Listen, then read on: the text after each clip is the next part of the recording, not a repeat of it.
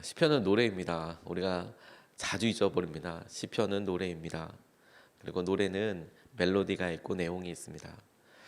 내용만 있어서 노래가 되는 것이 아니고 운율만 있어서 노래가 되는 것이 아니고 우리 가운데 메시지도 있고 노래 운율도 있어야 그게 노래가 되고 시편이 됩니다.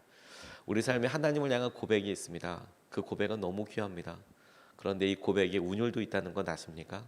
날마다 반복되는 일상 가운데 이것이 운율이 되어서 고백이 되고 노래가 되면 계속해서 반복되면서 우리가 부르는 노래가 실제가 되고 더 깊은 은혜로 이어지게 되고 더 놀라운 고백으로 이어지게 되는 것이지요. 이게 시편의 비밀이라고 저는 생각합니다. 우리가 시편 말씀을 같이 묵상하고 주님께서 이 말씀을 우리에게 믿음의 고백으로 같이 보여주실 때 우리가 믿음으로 붙잡고 싶은 것이 바로 거기에 있습니다. 주님, 이 고백이 나의 고백이 되게 하실 때 내가 이 고백을 내 삶에서 고백하고 부르게 해주시고 그것이 반복되게 해주시고 그래서 나의 고백이 되게 해주십시오. 그래서 이것이 내 삶에 떠나지 않는 고백과 은혜가 되게 해주십시오. 이런 마음으로 우리가 시편을 3주 동안 살펴볼 수 있으면 좋겠습니다. 시편은 5권, 5책으로 이루어져 있습니다. 모세오경, 창세기부터 시작해서 신명기까지 말씀을 상징적으로 표현하는 그런 구성이라고 이야기합니다. 이 시편에 제일 많이 남긴 사람은 다윗인데요. 오늘 본문 말씀도 다윗이 썼다고 알려지는 시편입니다. 우리가 오늘 본문 말씀을 통해서 두 가지 기쁨에 대해서 같이 묵상하고 같이 기도하고 싶습니다. 첫 번째로 우리가 같이 주목하게 되는 것은 세상에 주는 기쁨에 대해서 생각하게 해보고 싶습니다. 6절 말씀을 보면 수많은 사람이 기도할 때마다 주님 우리에게 큰 복을 내려주십시오. 누가 우리에게 좋은 일을 보여줄 수 있을까 하며 불평하는 사람이 많이 있습니다. 그러나 주님, 주님의 환한 얼굴을 우리에게 비춰주십시오 라고 이렇게 기도하고 있습니다. 다윗의 말을 통해서 고백되어지는 내용을 그 내용을 찬찬히 묵상해 보면 세상 사람들 아니 많은 사람들이 주목하고 있는 것 바라보고 있는 것을 보게 됩니다. 그게 뭐냐면 기도 내용 가운데 나와요. 주님 우리에게 복을 내려 주십시오. 자신의 필요를 주님 앞에 간절히 구합니다. 그리고 우리에게 누가 좋은 일을 우리에게 좀 보여주십시오. 우리가 좋아할 일, 우리에게 좋은 일, 조금 더 구체적으로 얘기하면 내가 좋다고 생각하는 일, 그리고 우리 사람들이 내 주위에 있는 사람들이 부러워할 만한 일을 내게 보여주십시오. 이렇게 기도하더라라는 겁니다. 그런데 다윗이 기가 막히게 포착한 것이 있어요. 복을 위해서 기도하고 내게 좋은 일을 놓고 간구하는 그런 사람들이 보여주는 이어지는 행동들이 어떻게 이어지고 연결되느냐, 불평과 이어지게 되더라라는 거예요. 불평과 세상의 필요와 상황에 맞닿아 있고 그리고 우리의 간구가 채워지고 채워져도 이게 다 만족함이 없더라는 거예요. 그래서 또 다른 사람이 더 좋은 것 갖고 있고 그리고 이렇게 우리의 마음이 여전히 세상의 것에 대해서 계속 구하는 것으로 본다면 기도에 대한 응답과 상관없이 불평하는 삶을 살게 되더라. 이게 다윗이 우리에게 보여주는 놀라운 고백이라는 생각을 하게 됐습니다. 다른 사람들이 가지고 있는 거, 다른 사람들이 누리고 있는 거 나쁘다고 이야기하는 것은 아닐 거예요. 좋죠. 좋은 것들이 왜 없겠습니까? 근데 그것이 주는 한계에 대해서 이야기하고 있는 겁니다. 필요 없다고 버려야 된다라고 이야기하는 것이 아니고 그런 일들이 이어지게 될 불평 그리고 우리가 구하고 있는 것들이 하나님께서 원하시는 것들이 아닐 때 얻게 되는 마음이 무엇인가라고 질문하게 됩니다. 이건 우리에게 되게 중요한 시금석이 돼요. 그러면 우리가 믿음을 놓고 기도하는 것, 우리가 우리 자신의 필요를 놓고 기도하지 않을 수는 없지 않습니까? 그런데 어떻게 주님의 뜻대로 구하고 있는지를 우리 스스로가 아는가? 우리의 기도가 나중에 불평으로 이어지는가? 하나님이 허락해 주시지 않거나 허락해 주셔도 불평과 또 다른 낙심으로 이어지느냐? 그러면 딱 드러나겠네요. 우리가 무엇 때문에 구하고 있는지, 무엇 때문에 우리가 주님 앞에 있게 되는지. 그런 의미에서 다윗이 이와 같은 사람들을 보면서 다윗 스스로가 구했던 것은 뭐냐면 제게 하나님의 얼굴을 비춰달라.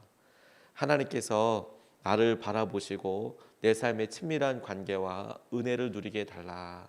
이렇게 구하고 있는 것이 도전이라고 싶어요. 캐나다에서 목회하고 계시는 박신일 목사님이 본인 성도님에 대해서 자랑하시더라고요. 부러웠습니다. 어떤 분을 가지고 자랑을 하셨냐면 홍차 장사하시는 분 자랑을 하셨어요. 간증을 하셨어요. 댁에서 그 성도님 집에서 한 40분 정도 차를 몰고 가야 갈 수 있는 곳에 가게를 하나 여셨답니다. 홍차 가게를 여셨대요. 우리나라는 뭐 차나 이런 문화가 요즘 이제 계속 이어지고 있지만 홍차는 조금 낯설지 않습니까? 어떤 뭐 커피숍에 가든지 그러면 시킬 수는 있지만 홍차 자체를 놓고 뭐 팔거나 이러지는 잘 않는데 캐나다는 영국의 영향을 받아서 차나 이런 문화가 굉장히 발달돼 있고 그리고 홍차 가게도 홍차만 따로 파는 가게가 있대요. 홍차 종류가 굉장히 많대요. 커피 종류보다 더 많답니다. 신기하죠. 근데 40분씩 오고 가니까 너무 힘들더래요. 그런데도 2년 동안 정말 열심히 일하셨대요. 하지만 이 체력의 한계와 여러 상황들이 이거 하면 안 되겠다 이런 생각이 드시더랍니다. 그래서 가게를 내어놓았답니다. 근데 캐나다에는 부동산에 이상한 관행들이 있대요. 그게 뭐냐면 이렇게 얻어가지고 세를 얻어가지고 가게를 이렇게 여는데 나가게 될 때 1년치 세를 내야 된다는 거예요. 들어갈 때가 아니라 나갈 때 1년치 월세를 내야 된다는 거예요. 액수가 만만치 않겠죠. 그만두려고 해도 그만두기 어려울 거예요. 그러면 뭘 해야 되냐면 다른 방법이 있는데 그 팔던 물건을 그대로 놔두고 나가면 된답니다. 희한하죠. 그러면 주인이 그 가게 주인이 그 가게의 원래 주인이 그걸 다 팔아서 처분해서 그냥 자기가 돈을 갖는 거래요. 그게 불문율이래요. 그러니까 이분은 이제 같이 다 뭐 갖다 놨는데 1년치 월세를 현금으로 내기는 좀 어렵고 그러면 이걸 지금 다 놔두고 와야 되는데 우리 한국 입장에서는 권리금도 있고 그리고 이거 뭐 어떻게 물품이라도 싹 다 정리해가지고 뭔가 좀 현금이라도 남기는데 캐나다 같은 경우는 그런 거 상상도 못 하잖아요. 그러니까 그 다음 사람을 얻는 게 되게 중요하다는 거예요. 그 다음 사람 그대로 얻으면 적어도 그 사람한테 이렇게 맡겨서 최대한 손실은 없으니까. 그런데 자기의 어떤 부동산 업자가 다가오더랍니다. 그리고 중국 부동산 업자가 와서 거짓말을 하면 1억을 벌게 해주겠다 이렇게 이야기하더라는 거예요. 그 거짓말 내용이 뭐냐면 매출이 좋다라고 이야기를 해라. 여기 목도 좋고 그러니까 매출이 괜찮다고 그냥 가만히 있어라. 그러면 이거 자기가 잘 넘어가게 해주겠다. 잘 팔리게 해주겠다. 이렇게 이야기를 하고 본인이 또 직접 아주 부자 자매를 데리고 왔대요. 부자 여인을 데리고 왔더래요. 그리고 여러 이야기를 하더랍니다. 당연히 그 여인은 새로 인수해야 되니까 여기 잘 되냐고 물어보지 않겠어요. 이 가게 매출이 좋냐고. 그랬는데 이미 이제 그 중국 부동산 업자가 이야기했잖아요. 좋다고 얘기해라. 어차피 그 사람이 있어서 계속 이렇게 있을 거 아니니까 좋다고 얘기해라. 이렇게 얘기했는데 이 사람이 자기도 모르게 I'm Christian 이런 말이 나오더래요. 그리고 이거 사지 말라고 잘 되지 않는다고 그렇게 이야기를 하게 됐답니다. 참 부동산 업자도 되게 민망하죠. 잘 된다고 이렇게 해서 왔는데 이 사람이 하지 말라고 안 된다고 이야기하니까 그러니까 그 이야기를 들었더니 부자 여인도 자기도 크리스천이라고 나도 크리스천이라고 얘기하면서 고맙다고 그리고 계약 안 하고 가더래요. 계약을 하는 게 아니라 계약을 안 하고 가더랍니다. 그래서 망했어요. 팔 수가 없으니까 그거 물품 다 놔두고 가게를 그냥 놔두고 그냥 오게 된 거죠. 그 이야기를 이 목사님이 들으니까 마음이 너무 무너지더라는 거예요. 왜? 열심히 했던 그 인연을 옆에서 잘 봤거든요.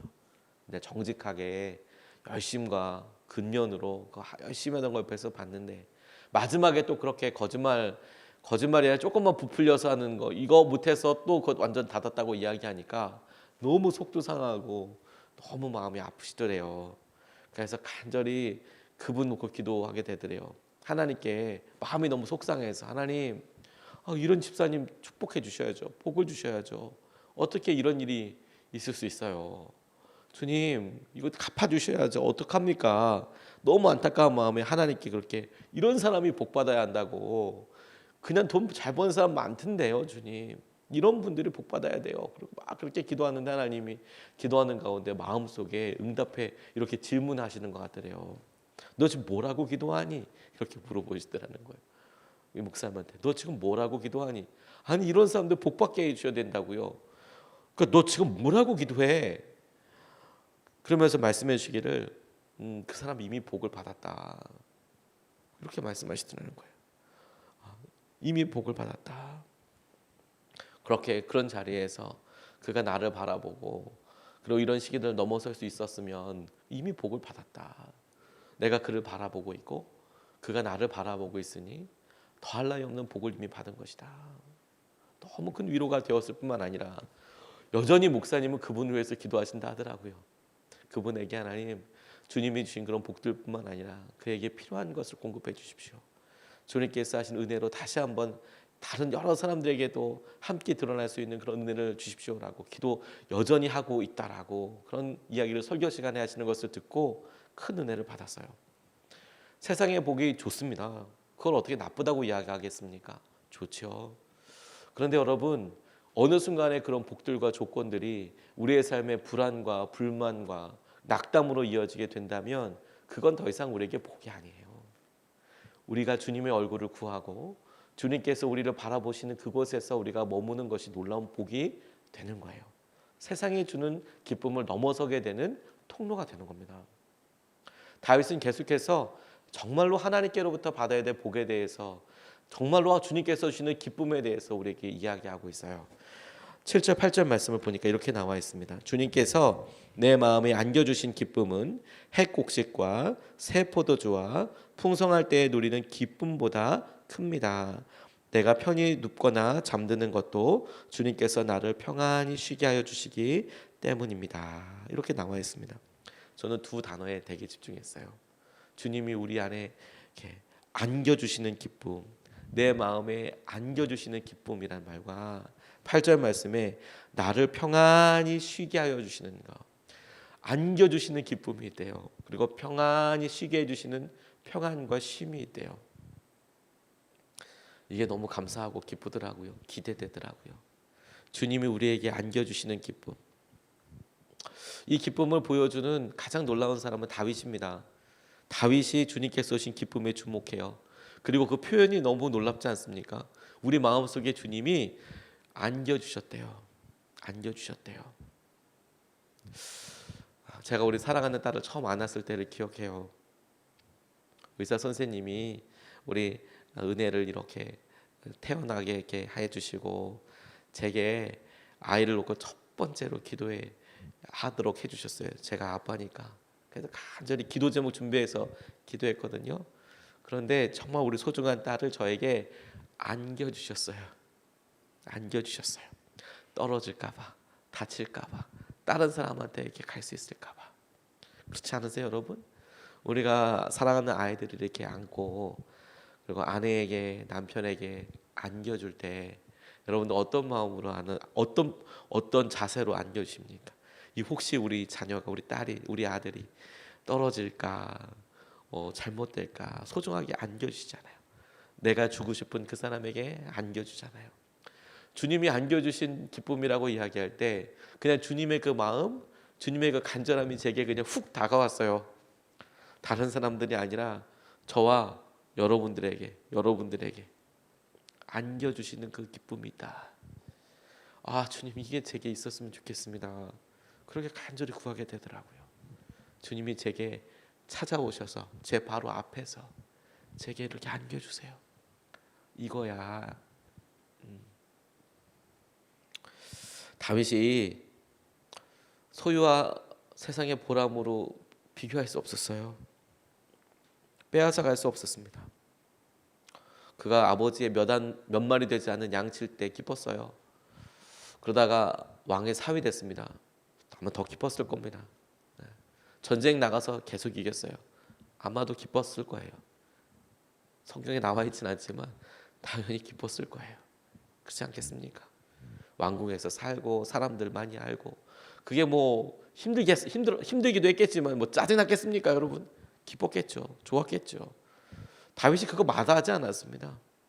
그런데 그의 삶에서 놀라운 건 뭐냐면 그가 정말로 그렇게 해서 누리다가 이것이 다 떨어졌어요. 사울 왕의 미움을 받아서. 그래서 도망갔습니다. 광야에서 오랫동안 살았습니다. 그가 아버지 옆에서 살 때보다도 더 참혹한 삶을 살게 됐어요.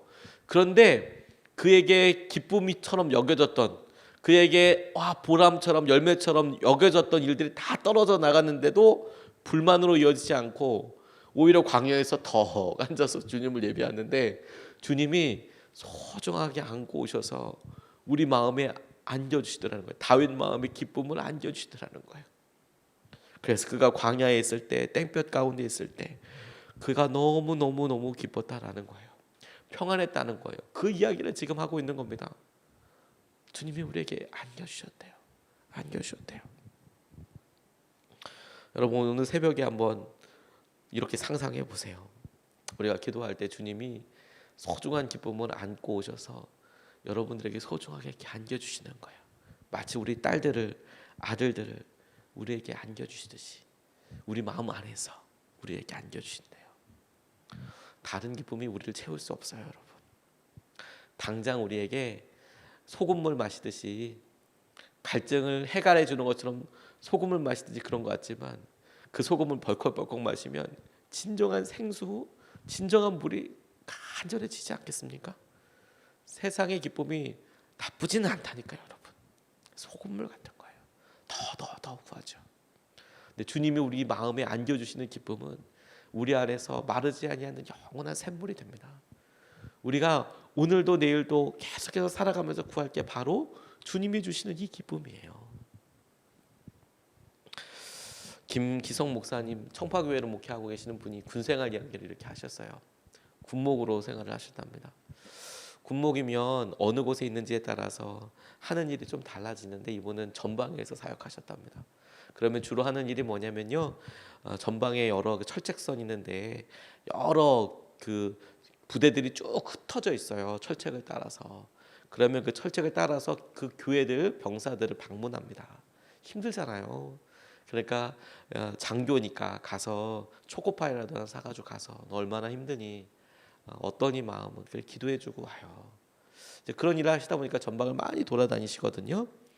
그런데 이 군목으로 근무하는데 이 목사님이 신무하시던 교회의 위치가 산꼭대기에 있었대요. 등성이 잘 보이는 곳에. 이유가 뭐냐면 그 교회를 봉헌하신 분이 이 여러 군인들이, 군사들이 그 십자가를 봐야 어렵지 않게, 이렇게 마음의 위로가 되지 않겠냐. 밤에 보초 쓰는데 전방에 십자가 안에 있으면 저 북한 땅에서도 십자가 보일 수 있고 그렇지 않겠냐. 그런 뜻에서 산꼭대기에다 이렇게 십자가 교회를 세우셨다는 거예요. 잘 보이는 곳에. 그 참 뜻은 너무 귀하고 맞죠. 사실 그렇게 해야죠. 그런데 군종병들이 죽어났다는 거예요. 이유는 뭐냐면 산꼭대기까지 수도가 안 올라가는 거예요. 그러니까 뭐 물은 뭐 조금이니까 가져가는데 이 청소할 때가 아주 힘든 거죠. 예배 한번 드리고 나면 흙길이니까, 산길이니까 뭐 바닥이 진창이 되거나 뭐 난리가 나는데, 이게 그냥 뭐 빗자루로 이렇게 빗는 수준은 안 되는 거예요. 왜냐하면 먼지만 썰어도 먼지가 퍽퍽 다시 마르면 난리니까요. 그러니까 물 청소 올려야 되는데, 그 물을 뜨기 위해서는 70m 정도 되는 밑을 내려가서 이 물동이를 들고 물을 퍼와야 되는 거예요. 그러니까 너무 힘들더라는 거죠. 너무 힘들더라는 거죠. 그래서 그 밑에를 막 사이다장 이렇게 불렀답니다. 그래서 거기 이렇게 가서 집수장까지 가가지고 계속 이렇게 하는데, 무더운 여름에는 거의 고행길이었답니다. 너무 더워서 땀도 엄청 나고. 그런데 어느 날 전방을 다니다가 이렇게 오니까 군종병 둘이 교회 마당가에서 땅을 파고 있더래요. 우물을 파고 있더래요. 가서 얘기해 줬대요. 니들 진짜 한심하다. 이 산꼭대기에 물이 나오겠냐? 그런데도 목사님 모르시는 말씀이라고, 두고 보시라고. 그러면서 그 산꼭대기에 우물을 파더래요. 당연히 물 안 나오죠. 당연히 물 안 나오죠. 그러고 있는데 다시 전방에 이렇게 순회하고 돌아오는데 비가 많이 오더래요. 올라오는데 너무 애를 먹으셨답니다. 다 올라왔는데 군종병들이 바깥에서 춤을 추고 있더래요. 얘들 왜 이러나 보니까 이제 산등성이 이게 있으니까 산등성에서 물을 타고 내리더니 그 우물에 물이 가득 차더래요. 너무 기뻐하더래요. 갈매살에 불이 임한 것처럼 너무 기뻐하더래요. 이 물 탔다고 이제 너무너무 좋아하더래요. 그리고 며칠 지나고 나니까 이 흙이 자잘자잘 이렇게 다 잔잔해져서 다 가라앉잖아요. 그러니까 이제 그 물 가지고 퍼서 너무 기쁘게 교회 청소를 하더래요. 저것 때문이었구나 그렇게 생각을 했더랍니다. 그래서 가만히 이렇게 보니까 그것도 몇 주 못 가더래요. 다시 바다까지 가서 집수장까지 가서 물도 오게 되더래요. 왜? 바깥에서 흘러 들어간 물은 오래 가지 않더라는 거죠. 퍼내고 나니까 다시 바닥이 되는 거예요. 다시 바다. 우리가 우리 힘으로 퍼내는 기쁨이 우리에게 의지가 될 때 있어요, 여러분. 또 그래야 될 때도 있더라고요. 세상에서 주는 기쁨, 우리가 소소하게 누리는 기쁨, 어떻게 소중하지 않다고 이야기하겠습니까? 소중할 수 있습니다. 근데 여러분, 우리가 진짜 생물과 진짜 샘물과 진짜 기쁨을 우리가 갈망할 수 있으면 좋겠어요. 주님이 우리에게 변하지 않는 기쁨을 안겨주세요. 소중하게 갖고 오셔서 이렇게 안겨주세요. 아이를 안겨주듯이. 그 기쁨이 우리 안에서 우리가 어느 곳에 있든지 어떤 처지에 있든지 코로나19 바이러스로 인하여서 힘들고 두려울 때에도 주님이 우리에게 안겨주시는 기쁨은 그런 외적인 것으로 변화되거나 없어지거나 빼앗기지 않습니다. 우리가 그 기쁨을 주님께서 하시는 은혜 가운데 볼 수 있으면 좋겠습니다. 오늘 두 가지 말씀을 같이 나눴어요. 첫 번째는 세상이 주는 기쁨을 이렇게 보게 됩니다. 그것이 복이라고 이야기하고 어떤 것이라고 좋은 것이라고 이야기하더라도 그게 불만과 불평으로 이어지게 될 수밖에 없습니다.